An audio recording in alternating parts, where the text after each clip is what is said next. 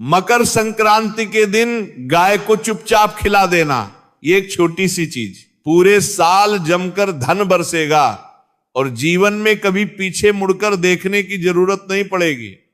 जी हां भक्तों, देखिए पूरे 752 वर्षों के बाद मकर संक्रांति पर एक अद्भुत सहयोग बन रहा है। यदि आपने चुपचाप बिना किसी को बताए गाय को ये एक छोटी सी चीज खिला दी तो तुम्हारे 7 जन्मों के पितृ दोष दूर होंगे, ग्रह दोष दूर होंगे, वास्तु दोष दूर होगा और तुम्हारे जीवन में जो भी दुख है, तकलीफ है, दर्द है, वह सभी चीजें जड़ से मिटेंगी। और मित्रों, जीवन में इतना धन आएगा कि संभाले नहीं संभाल पाओगे। ना अन्न की कमी होगी और ना धन की कमी होगी। जी हां, देखिए आज इस उपाय की व्याख्या मैं इस वीडियो में करने वाला हूं। वह उपाय बहुत साधारण है, लेकिन उस उपाय के साथ इसके जो नियम है वह नियम बहुत कठोर है और उन नियम को जानना ही आपके लिए बहुत जरूरी होगा।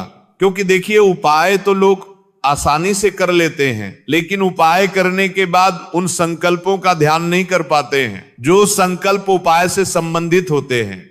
देखिए, वह गुप्त चीज आखिर क्या है जो आपको गौ माता को खिलानी है और मकर संक्रांति और गौ माता का संबंध क्या है, ये बात भी मैं इस वीडियो में आपको बताऊंगा। तो देखिए, मेरा आपसे हाथ जोड़कर एक छोटा सा अनुरोध है कि आप सभी इस छोटी सी वीडियो को शुरू से लेकर अंत तक ध्यान से जरूर देखना, क्योंकि इस वीडियो में मैं आपको बताऊंगा कि गौ माता और मकर क्या संबंध है, उपाय से संबंधित नियम, सावधानियां और संकल्प जो आपके लिए जानना अति आवश्यक है।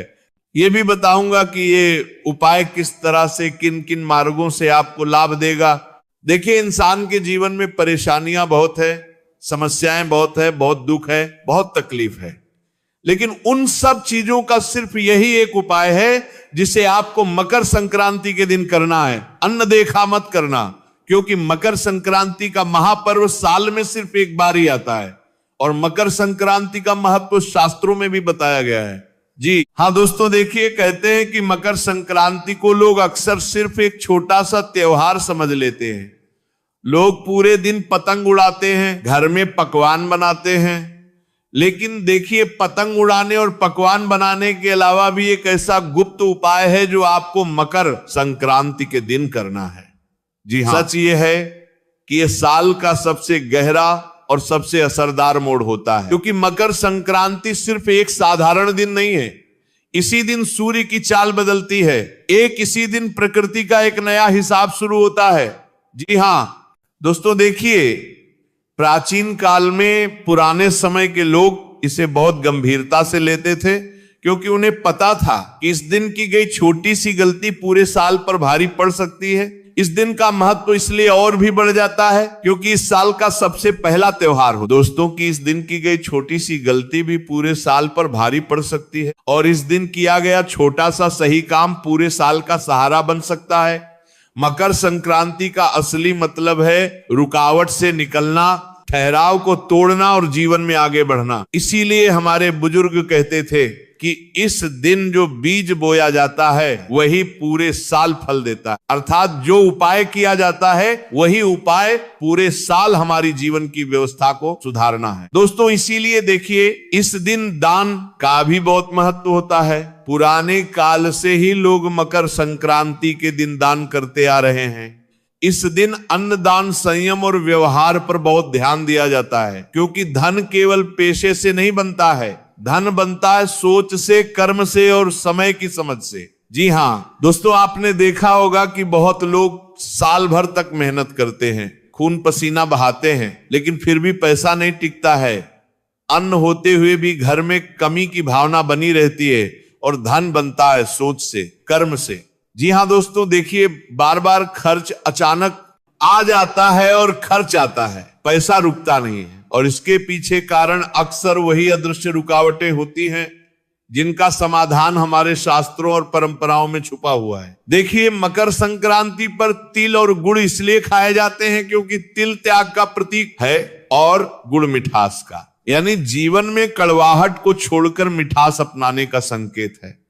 इस दिन दान इसलिए कहा गया है क्योंकि जब सूर्य दिशा बदलता है तब अहंकार छोड़ना सबसे जरूरी होता है। पुराने समय में लोग इस दिन ज्यादा बोलते नहीं थे, झगड़ा नहीं करते थे और किसी भूखे को देखकर अन्न देखा नहीं करते थे। जी हां दोस्तों, क्योंकि माना जाता था कि इस दिन की गई उपेक्षा सीधे भाग्य में दर्ज हो जाती है। इस दिन के गए कर्म सीधे भाग्य की किस्मत की दिशा को बदल देते हैं। जी हां दोस्तों, इसलिए कहा गया है कि मकर संक्रांति का पर्व साधारण नहीं माना गया है। अब यहां एक बहुत गहरी बात आती है जिसे बहुत कम लोग समझते हैं। मकर संक्रांति पर प्रकृति सुनती है लेकिन शोर नहीं सुनती, दिखावा नहीं देखती। मकर संक्रांति का पर्व है सिर्फ भावना और मौन को किए गए कर्मों को ही पहचानना।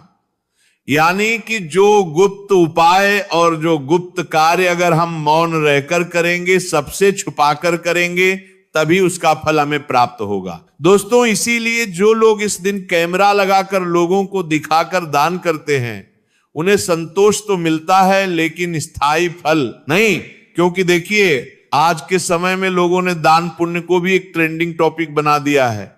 गौशाला में लोग जा रहे हैं तो वहां पर फोन निकाल कर खड़े हो जाते हैं, गाय माता को चारा खिलाते हैं। किसी अन्य और धन का किसी गरीब को दान कर रहे तो उनके साथ फोटो खिंचवाते, वीडियो बनाने लग जाते हैं, लोगों को दिखावा करते हैं। लेकिन शास्त्रों में बताया गया है कि दो चीजें हमें हमेशा लोगों से छुपा कर करना चाहिए।